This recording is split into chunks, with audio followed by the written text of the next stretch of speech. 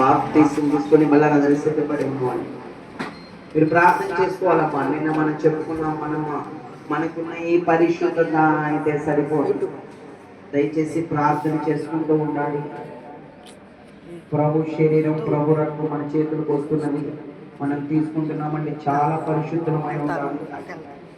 ప్రభు ఆయన పరిశుద్ధుడై ఉన్నాడు. పరిశుద్ధుని శరీరంలో పాలు పొందేటటువంటి ధన్యత, ఈ అర్హత దేవుడు మనకిచ్చి ఉన్నాడు. ఆయన ఇచ్చినటువంటి యోగ్యతను బట్టి, ఆయన ఇచ్చినటువంటి అర్హతను బట్టి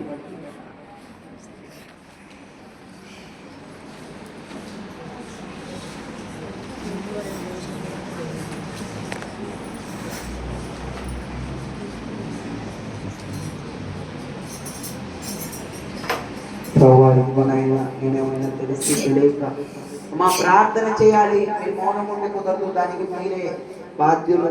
ఎందుకంటే ప్రభు శరీరం, ప్రభు రక్తం అన్న వివేచన, ఆలోచన లేక కొందరు ప్రభు శరీరాన్ని తిని ప్రభు రక్తాన్ని త్రాగి వారు బలహీనులుగా ఉన్నారు, రోగులుగా ఉన్నారు, శాపగ్రస్తులుగా ఉన్నారు, వాక్యంలో ఉన్నారు.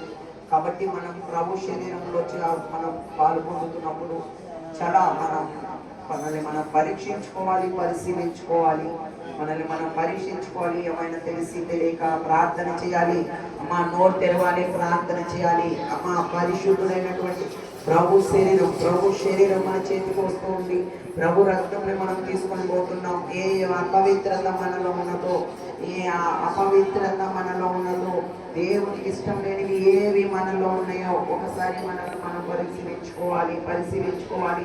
నోరు తెరిచి ప్రార్థన చేసుకుంటూనే ఉండాలి. ప్రార్థన చేసుకుంటూనే ఉండాలి. అయ్యా అయ్యో ఏమైనా ప్రభువా నేనేమైనా తెలిసి తెలియక, అయ్యా నేనేమైనా తెలిసి తెలియక నన్ను క్షమి